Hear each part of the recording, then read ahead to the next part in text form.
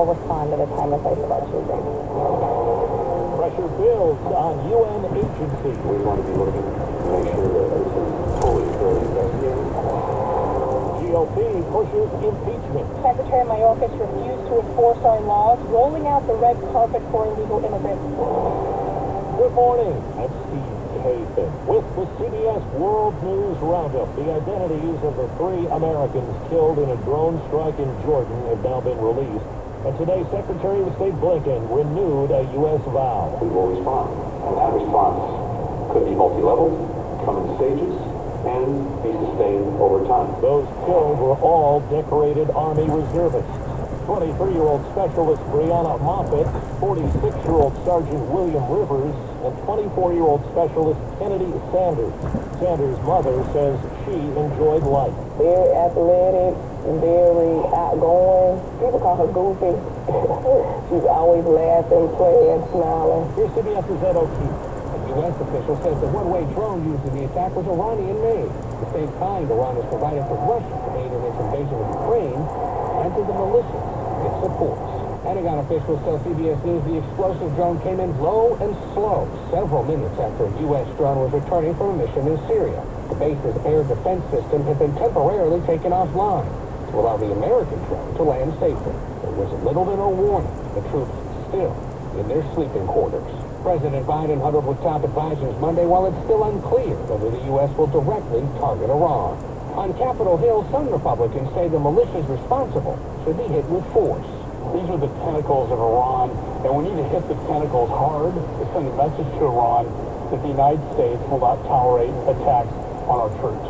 While some Democrats are urging caution. I think we have to be extremely careful about what our next steps are. About those next steps, on CBS Mornings, Republican presidential candidate Nikki Haley urged quick and decisive action. You've got to put the sanctions back on. Stop giving them money to kill our soldiers. That's hugely important. The second thing is, take out the sites where they're launching those missiles. In Gaza, the headlines are a hostage release plan is being floated that could pause the war, and criticism of a UN agency intensifies.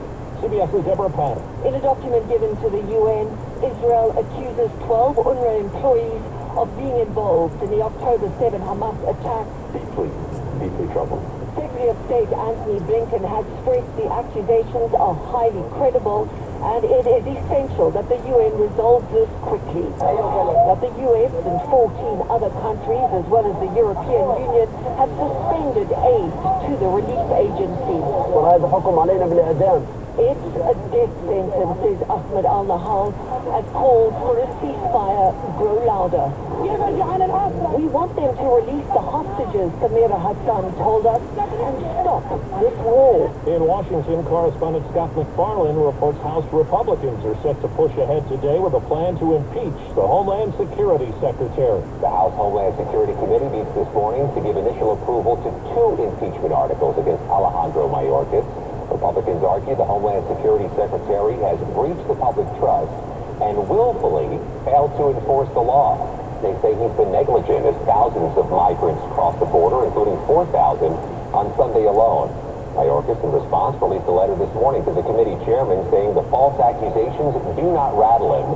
And he says his agency has not only provided testimony, but thousands of documents, hundreds of briefings, and quite clearly is enforcing the law. A South Carolina judge has turned down Alec Murdaugh's bid for a new trial. The disgraced attorney is serving life for killing his wife and son. The judge heard testimony from jurors after it was alleged a court clerk may have influenced them. Overseas, a court in Pakistan today convicted former Prime Minister Imran Khan of revealing official secrets and sentenced him to 10 years in prison. It's 4 minutes after the hour. Well, that's today's news. Today's news. I didn't hear any good news, did you? I didn't think so. I guess it's all about perspective. The glass is half full. Well, as always, I'd like to thank you again for coming along with me on these Dash Cam News adventures. You know the drill. Peace, love, and all that hippie jazz. Bye-bye, everybody. It's 54 degrees in Tracy, California.